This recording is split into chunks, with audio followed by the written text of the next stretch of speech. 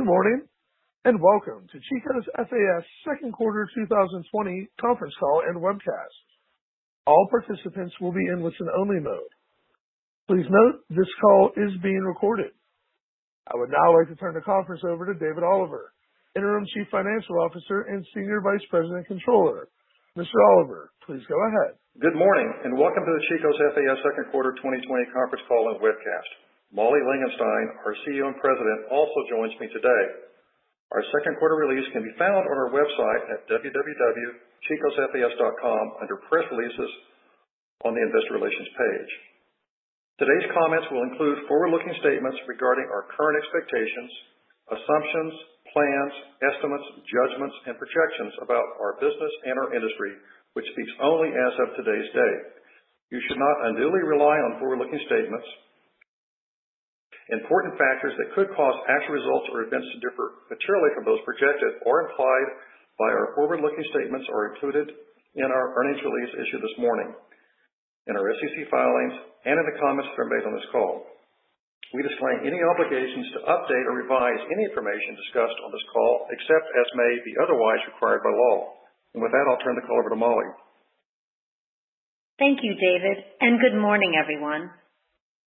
We have had a tough quarter as stores were effectively closed the same amount of time in Q2 as Q1. However, our results for Q2 are much stronger because of our ability to stay focused on our turnaround plan started in fiscal 2019. We are very optimistic about our future and are energized for growth despite the current headwinds. In the fourth quarter of last year, we proved that we could drive our best sales performance in 6 years, an outstanding 9.2% comparable sales improvement from what we posted in Q1 of fiscal 2019.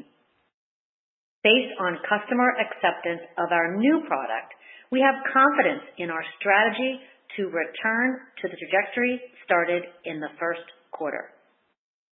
We are taking advantage of this unprecedented period to be flexible and to stay laser-focused. We have streamlined the organization, reduced expenses, re-engineered our supply chain, and accelerated technology initiatives. We are fortunate to have 3 distinctive brands with loyal customers and unique growth opportunities, a very robust digital business, a strong store portfolio, a solid financial position, and a nimble, talented organization. Our business plan is based on delivering improved quarter-over-quarter performance. In the second quarter, we substantially enhanced our financial performance from the first quarter. Digital and store sales combined improved by 9.2% in Q2 over Q1, despite stores effectively being closed the same number of weeks in second quarter as in the first. Our gross margin rate rose more than 1,800 basis points. SG&A expenses decreased by $22.9 million or 18%. Our cash and cash equivalents increased by $7 million and our inventory levels were reduced by nearly 14%. We are taking actions to continue to capture market share and emerge an even stronger company. We are applying the same disciplines that drove last year's fourth quarter performance and using this opportunity as a catalyst. We have better aligned our inventory and assortment to demand.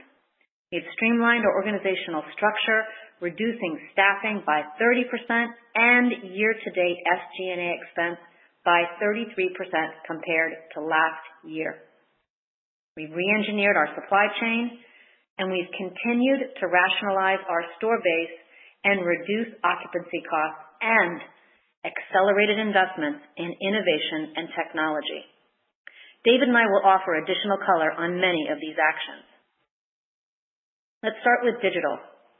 Digital sales have grown month over month and quarter over quarter. We had substantial learnings when our business became 100% digital for 13 weeks.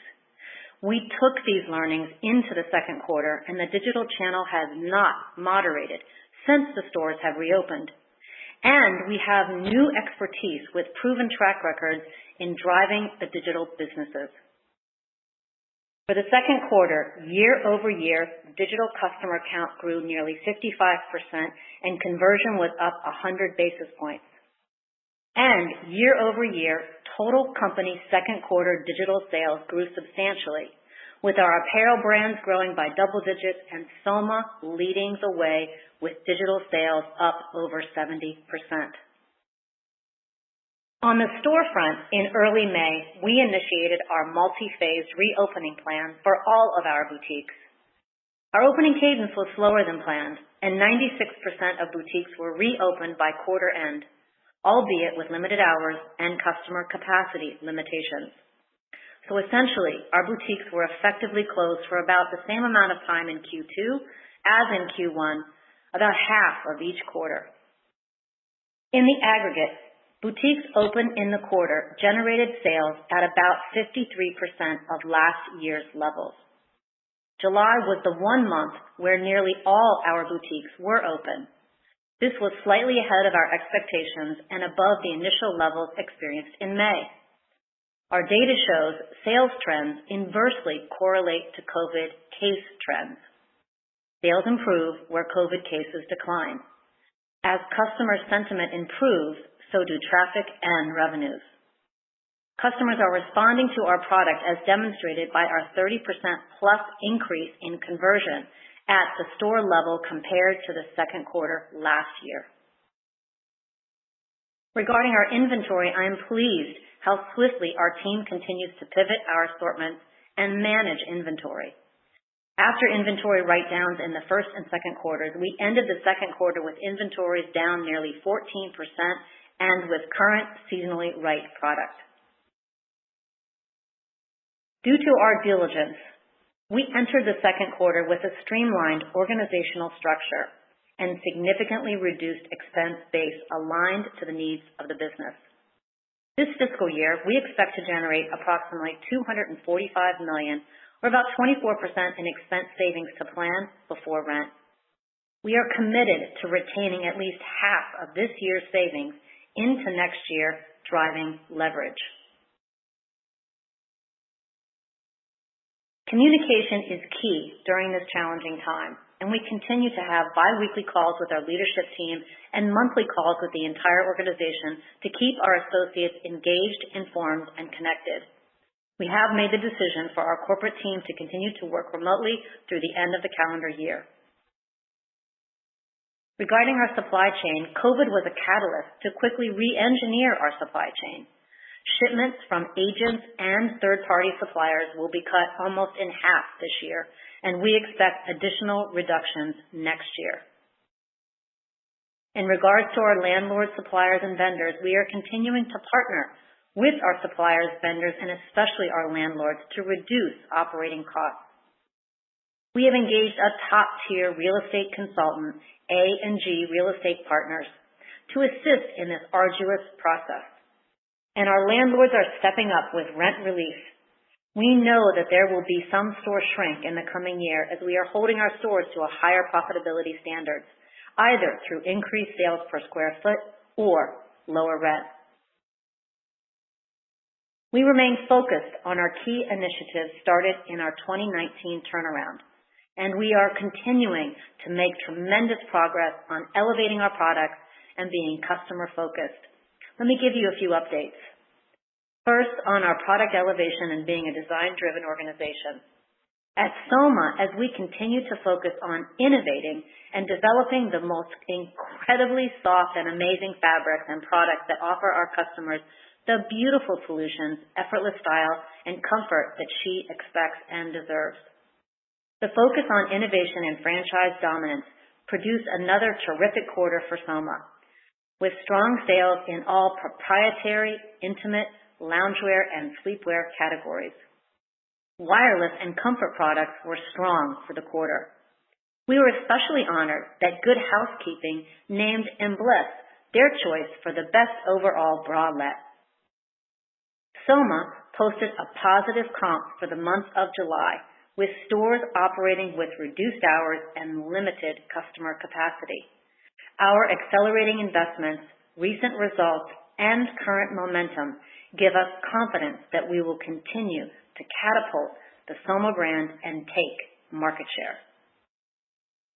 At Chico's and White House Black Market, our merchandising and design teams pivoted to quickly meet the need for casual, versatile apparel as many of our customers continue living and working from home, and her lifestyle needs have evolved.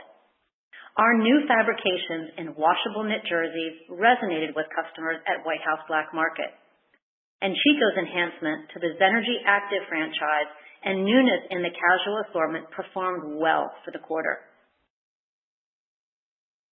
Being customer-focused and led, we are continually optimizing all touch points throughout the customer journey by simplifying, digitizing, and elevating our unique and personalized service, allowing her to shop whenever, wherever, and however she prefers.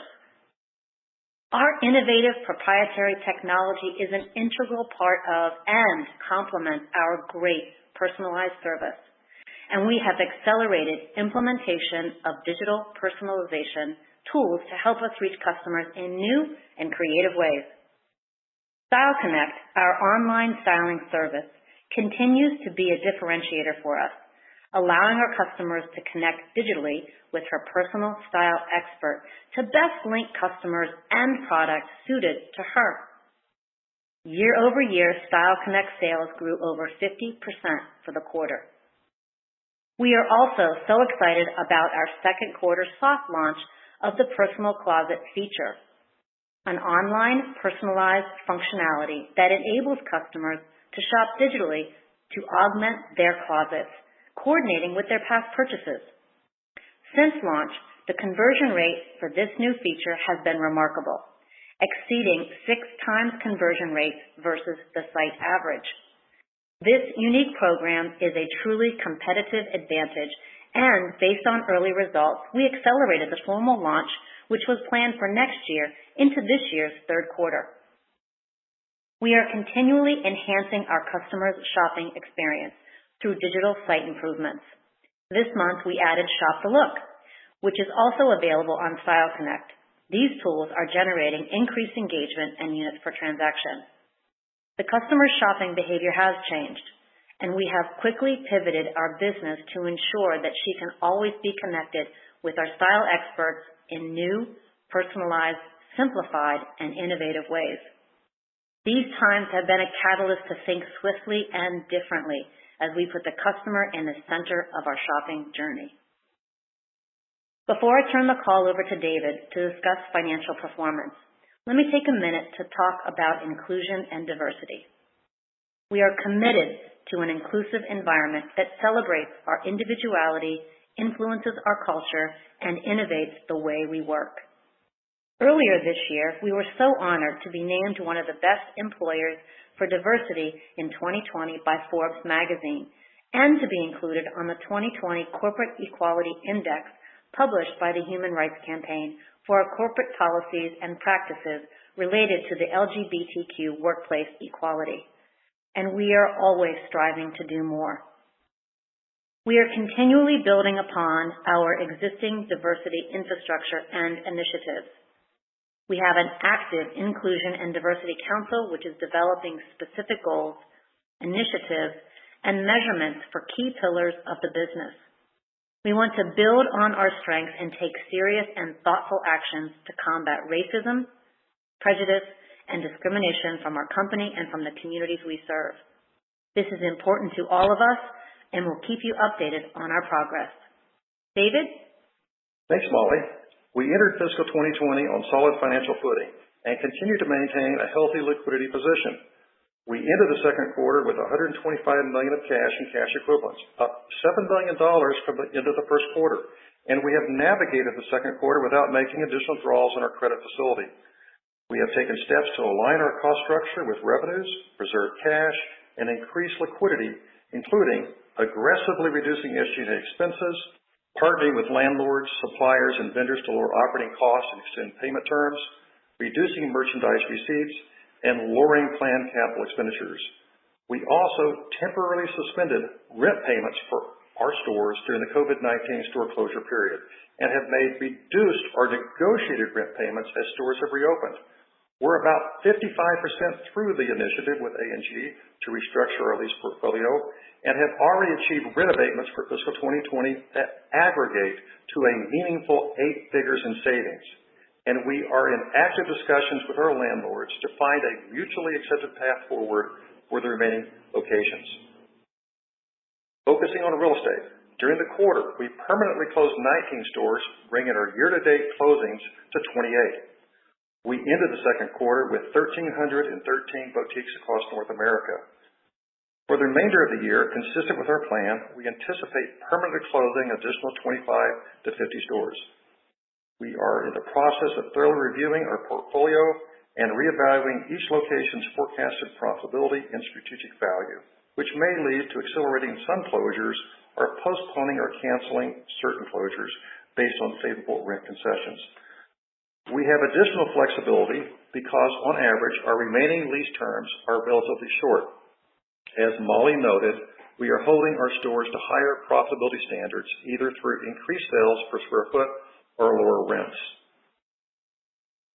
Turning to financial performance, recall that overall our stores were effectively closed the same number of weeks in the second quarter as the first.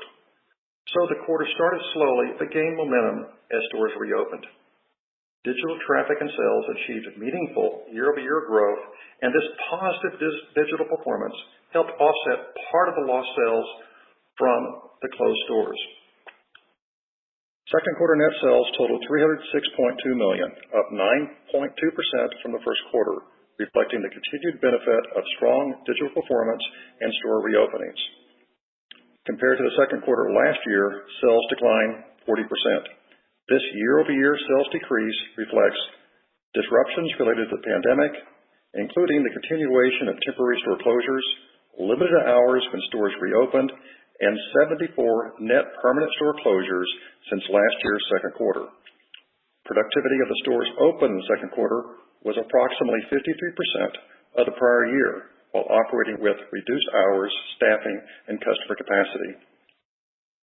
For the second quarter, we reported a net loss of $46.8 million, or 40 cents per diluted share, primarily reflecting the impact of lost sales during the COVID store closure period. Our loss in the second quarter also included an after-tax inventory write-off of $8 million, or 7 cents per share. Gross margin in the second quarter was 14.6% of net sales, more than an 1,800 basis point improvement to Q1. The year-over-year decline in gross margin rate primarily reflects sales deleverage of occupancy cost and the inventory write-off just mentioned. The inventory write-off addressed excess workwear and special occasion apparel, as well as current inventory in stores that became trapped due to slower than planned cadence of store reopenings. We exited the quarter with total inventory of $236 million, a 14% decrease from the end of the first quarter. Ending second quarter was somewhat elevated due to the timing of receipts and product held for liquidation. We believe with our planned inventory receipts, we are entering the back half of the year with inventories that are current, appropriately balanced, and in line with future demand. SG&A expenses for the second quarter were down nearly $64 million compared to last year's second quarter, primarily due to the aggressive reductions taken to align our cost structure with current and future expectations. The $64 million represents a 37% decline in SG&A when compared to the second quarter last year and an 18% reduction from the first quarter this year. For the second quarter, the effective income tax rate was 25.7%, reflecting benefits provided by the CARES Act, net of a valuation allowance for certain state credit carryforwards that are expected to expire unutilized. Under provisions of the CARES Act, we realized a $16.4 million cash benefit in the second quarter related to the recovery of previously paid federal income taxes and employee retention credits. Additionally, our balance sheet reflects an $83 million receivable related to the recovery of federal income taxes paid in prior years and other tax law changes. The company also expects to realize an $11 million benefit in fiscal 20 related to the deferral of employer Social Security tax payments that will be repaid in future years. Our cash flows in the first half of the year was impacted by the pandemic. In Q2, we continued to take aggressive actions to drive sales and monetize inventory, reduce expenses, and manage cash flows. Our financial position and liquidity are being bolstered by strong digital performance across all brands, sales at open retail stores, and a leaner expense structure to better align cost with sales. We believe the actions we have taken, combined with our solid financial position, availability under a credit facility, and our competitively positioned brands will enable us to successfully navigate the pandemic and emerge a stronger company. Uncertainty surrounding the current environment continues to make our future performance extremely difficult to predict, so we are unable to provide forward-looking guidance. I'll now turn the call back over to the operator for Q&A. Thank you. At this time, we would be happy to take your questions. To ask a question, you may press star then 1. To remove yourself from queue, please press star then 2. In the interest of time and consideration to others, we ask that you please limit yourself to one question. At this time, we will pause momentarily to assemble our roster. And today's first question comes from Susan Anderson with B. Riley. Please go ahead. Hi, good morning. Thanks for taking my question. I was wondering if you could just talk about how much of the product you've been able to shift to more casual or comfort versus wear-to-work or fashion for the back half. And then also, David, maybe if you could talk about what you're expecting for free cash flow for the back half in the year. Thank you. Good morning, Susan. Thank you so much for the Good morning. question. It's nice to hear from you. So in regards to the product shifts for the back half, in March we were finalizing our fall orders and we were in the middle of development for Q4.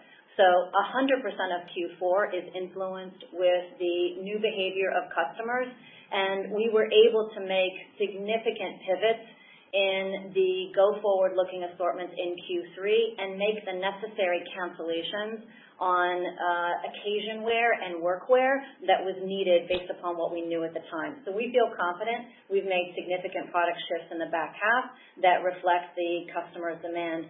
In addition, we already had in Q4 laid out significant changes in casual and cozy and comfort across all three brands that have served us well in addition to these pivot changes. David? Yes. With respect to cash flow in the back half of the year, we're not providing forward-looking comments or guidance in that regard, but the good news is we expect our stores to be open, absent any hot spots that might develop. And so we're going to have the benefit of incremental sales improving our cash flow. We've also put in place our $245 million in expense savings to plan, and we're going to see that cascade across the back half of the year and delivering some benefits. So we're definitely looking for improved cash flow versus the first half, but we have to run the numbers. We have to actually. Great. That's helpful. Thanks so much. Good luck in the back half. Our next question today comes from Janine Stichter with Jefferies. Please go ahead. Hi, good morning. Wanted to ask a little bit more about digital. I think you said digital accelerated month over month. Can you provide some more color there on the cadence and then what you're seeing into 3Q? And then also interested in just some of the learnings that you mentioned from when the stores were closed in the first quarter, some of the changes you made to digital to help accelerate that business. Thank you. Good morning, Janine. I will start with digital. When we closed our stores in March and we had a 13-week period where we were digital only, we learned a lot during that period that we applied to the back half of the year, including accelerating a lot of our digital initiatives that we had in the glide path all the way through 2021. As stores opened in the second quarter, we experienced across all three of our brands month-over-month improvement in our digital business, which we believe has been benefited by the investments that we've made in our technology, investments that we've made in our talent, and also the changes that we've done in the organizational structure to put more emphasis on our digital channel and focus. And can I ask you to repeat the second half of that question, Janine? Yeah, I think you kind of answered it. I was just trying to understand some of the changes that you made to the digital business after you had the stores closed in the first quarter. I guess this is a follow-up on the store performance. Interested to hear a little bit more about what you're seeing in terms of reopening build. I think the productivity at 53% is similar to where you were when you updated us at with the first quarter results. So just curious if you're seeing the stores continue to build, or are they kind of plateauing at around 50%? It really depends upon the COVID cases. We are finding that the sentiment of the customer shopping behavior is really following COVID. So in the month of June, when some of that started to recede, we saw customer traffic improve. Then in the month of July, as you know, some of the biggest states that we have stores in became 5 of the hot spots across the country, and we saw a retraction in those states. So really we see this rolling behavior sort of follow escalating COVID cases and versus really a plateauing of stores. The other thing that we also see is a 10-point improvement in open lifestyle centers and strip center malls versus enclosed malls, and that's been pretty consistent for the quarter. Great, thank you very much. You're welcome. And our next question today comes from Marnie Shapiro with Retail Tracker. Please go ahead. Hey guys, how are you? Congratulations for making it through this in good shape.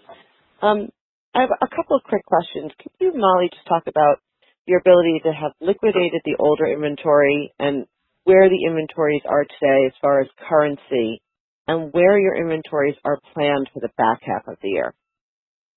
Yeah. Good morning, Marnie. So yes, in terms of our inventories, as we stated in Q1, that we liquidated all of the fall and holiday prior inventory. So we had just spring current goods as we walked into the first quarter.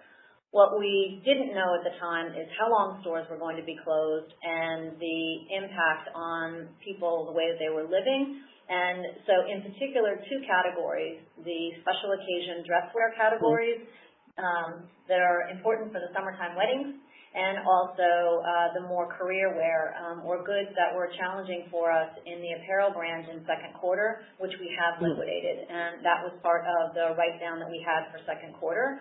So we feel confident in our level of inventory that we have today. And the go-forward inventory we have aligned with our sales projections by brand and by channel. Fantastic. And then can you just also give me a quick update on costs at the store level? You guys have very good COVID precautions, I guess, in place. And so is it an extra cost, or is this being offset by lower payroll at the stores? I'm curious how that works out. It's right now because of the limitations on capacity that is different by state. We are managing the costs in stores, one, with lower payroll, because we do not have our full part-time staff back yet. They're still on furlough. And so we're managing, quite honestly, the team's doing an outstanding job of really scrutinizing expenses, but putting the customer's safety and our associate safety first to manage that experience, which, as you know, is challenging. Thank you, Molly. And ladies and gentlemen, as a reminder, if you'd like to ask a question, please press star then 1 at this time. Today's next question comes from Dana Telsey with Telsey Advisory Group. Please go ahead. Good morning, everyone. As you think about the upcoming holiday season, Molly, how are you planning holiday differently than prior years? How are you thinking about it, both in terms of flow of merchandise and marketing?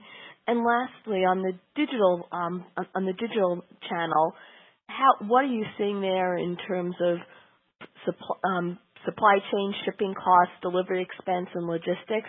How is that changing? Thank you. Thank you, and good morning, Dana. In regards to the digital channel for the back half of the year, we have surgically dissected last year's customer and traffic data and overlaid that with current traffic and customer behavior to make sure that we've built this year's strategy in the back half. This detailed strategy by day utilizes our new seamless shopping experiences, including curbside pickup, shop by appointment, and Style Connect, and also our new digital features to be available for her whenever, wherever, and how she wants to shop. As you know, retail is about detail, so dissecting these details has been key in building our back half strategy between both channels. In regards to an effort to potentially have higher shipping costs and delays, in terms of timing for our customers and shifting our holiday efforts earlier this year, trying to capture more sales earlier. This will help us reduce the amount of orders that we have and offer free shipping upgrades, for which is a larger driver of shipping expense. So we are looking at the calendar and meticulously dissecting the calendar by day to make sure that we've offset each one of the channels so that we have the expenses built into the structure. Right. And just lastly, on the rent concessions and rent renegotiations that are occurring, how much of a lowered occupancy expense can you foresee having going forward? Well, the occupancy expense going forward will also be dependent on the amount that we realize. As we indicated, our savings are roughly, we said 8 figures at this time. We're only about 55% through that initiative.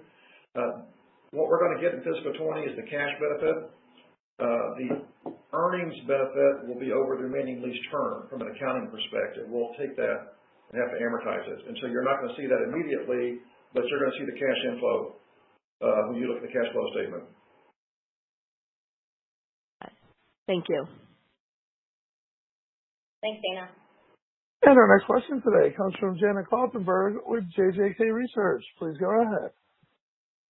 Hi, everybody. I got on a little bit late, but I was wondering how you could, if you could talk about your inventory content by brand, and if you think that it'll be aligned with current category trends as we move into the back half, and if we should look forward to move higher year over year. Thank you. Good morning, Janet, and thank you for joining. Hi. Of course. We are confident in our inventory positions, and we feel that we are well positioned for the expected back half demand. We are fueling the high demand categories in casual, and we are also fueling Soma to capitalize on the trend within the intimate apparel and loungewear space. So the good thing is that during this whole closure period, we did not miss a product milestone, so we were able to pivot the back half receipts to reflect the current customer sentiment. Even at White House, where there's more of a where-to-work focus?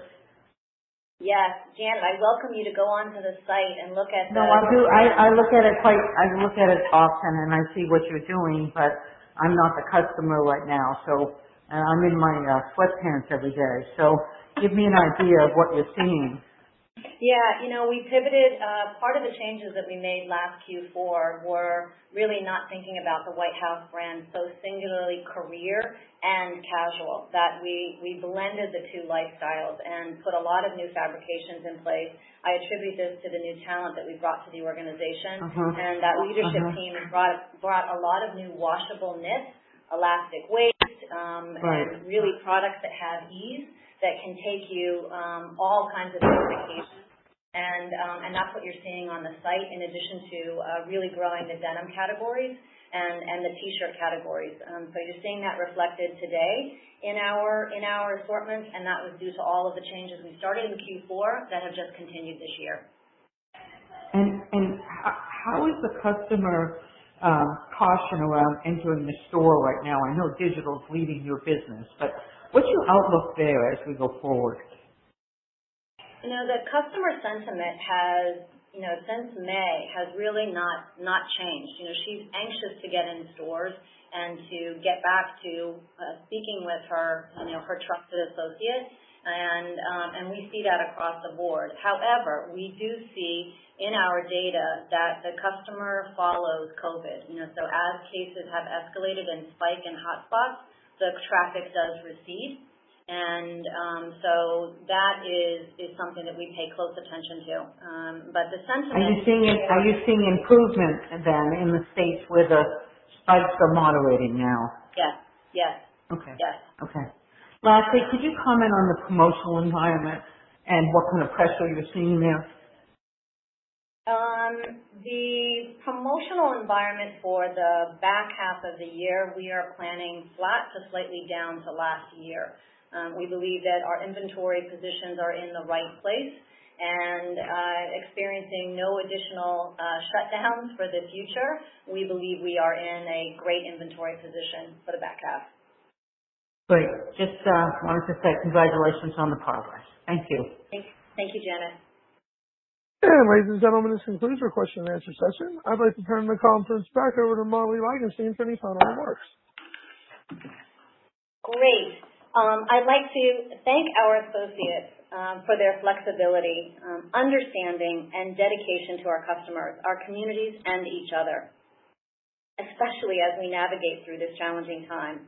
I am extremely privileged to lead this company of product and customer-obsessed associates and these special brands that offer women thoughtful solutions that give them confidence and joy.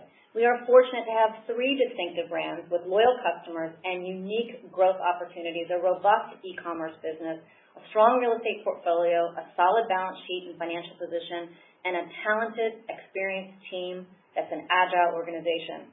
Our company is successfully navigating the challenges and becoming stronger and nimbler. We have taken many actions to propel us forward. The continued enthusiasm of our customers for our brands, the financial foundation we have in place, and our significant cost-saving measures have positioned us to emerge a stronger company. I am so excited about the future of Chico's FAS. Thank you for the interest in our company and for joining us today. We look forward to speaking with you again in November for our third quarter call. Thank you, ma'am. This concludes today's conference call. We thank you all for attending today's presentation. You may now disconnect your lines and have a wonderful day.